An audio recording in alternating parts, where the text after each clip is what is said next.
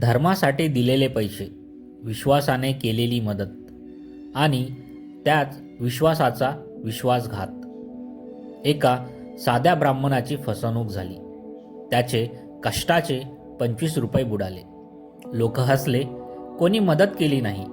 पण तो गेला अक्कलकोटला, स्वामी समर्थांच्या चरणी.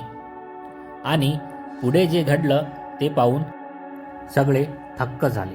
कारण स्वामी शांत असले तरी त्यांच्या नजरेतून काहीच सुटत नाही. ही आहे वाईकर ब्राह्मणाची सत्यकथा.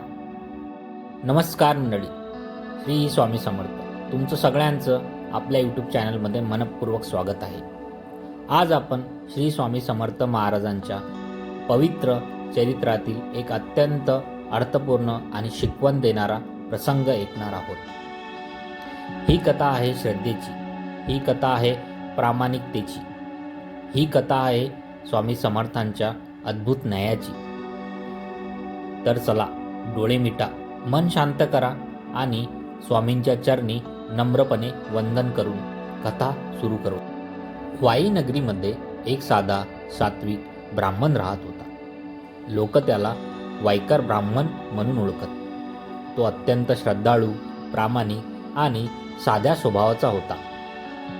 त्याच्या जीवनात मोठी संपत्ती नव्हती, पण समाधान आणि देवावरचा अढळ विश्वास मात्र होता. एके दिवशी वाई येथे एक अनुष्ठानी बुवा आला. त्याने मोठे अनुष्ठान केले. गावातील लोक त्याच्या पूजेला, प्रवचनाला जाऊ लागले. अनुष्ठान संपल्यावर त्याने ब्राह्मण भोजन करण्याचे ठरवले. पण त्याच्याकडे पैसे नव्हते. तो वाईकर ब्राह्मणाकडे आला. अनुष्ठान बुवा म्हणाला, आपण धर्मकार्य करत आहोत. ब्राह्मण भोजन घालायचे आहे. माझ्याकडे सध्या पैसे नाहीत. आपण मला 25 रुपये उसने द्याल का?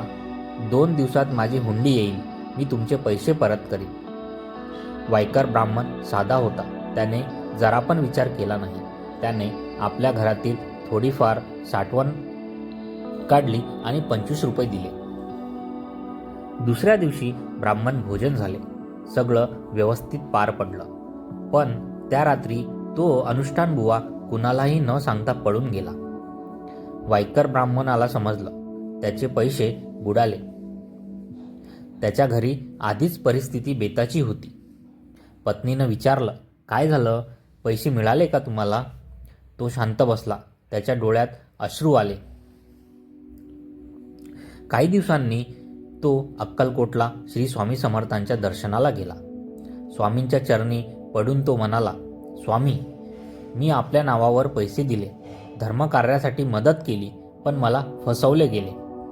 आता माझी काय व्यवस्था होणार? स्वामी शांत बसले. त्यांच्या चेहऱ्यावर हलकेसे स्मित हास्य होते. स्वामी काही बोलले नाहीत. त्यावेळी स्वामींच्या दर्शनासाठी मोठी गर्दी जमली होती.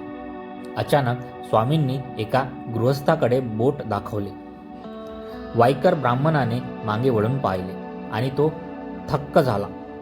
ज्याने त्याला फसवले होते तोच अनुष्ठानी बुवा त्याच्या मागे उभा होता. वाईकर ब्राह्मण पुढे आला. त्याने त्या अनुष्ठानी बुवाचा पदर धरला. तो म्हणाला, माझे पैसे दे. बुवा गडबडला. लोक त्याच्याकडे पाहू लागले. दोघांत बाचाबाची सुरू झाली. शेवटी बुवाने कबूल केले, हो, मी पैसे घेतले, पण माझ्याकडे सध्या पैसे नाहीत. त्याच्याकडे काही मौल्यवान वस्तू होत्या.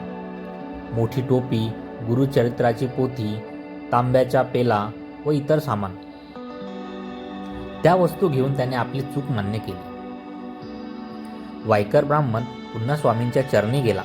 तो म्हणाला, महाराज, आपल्या कृपेने माझे पैसे परत मिळाले. स्वामी म्हणाले, आम्हास ठाऊक नाही, आपल्या वाटेने जा.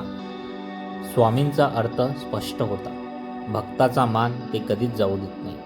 ते शांत असले तरी सर्व जाणतात. मित्रांनो, या कथेमधून आपण काय शिकतो? धर्मकार्य करताना विवेक हवा.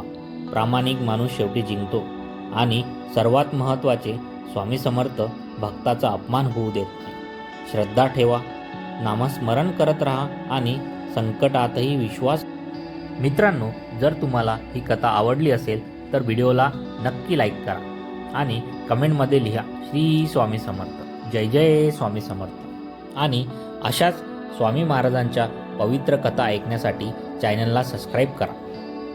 पुन्हा भेटूया पुढच्या कथेमध्ये. तोपर्यंत श्री स्वामी समर्थ.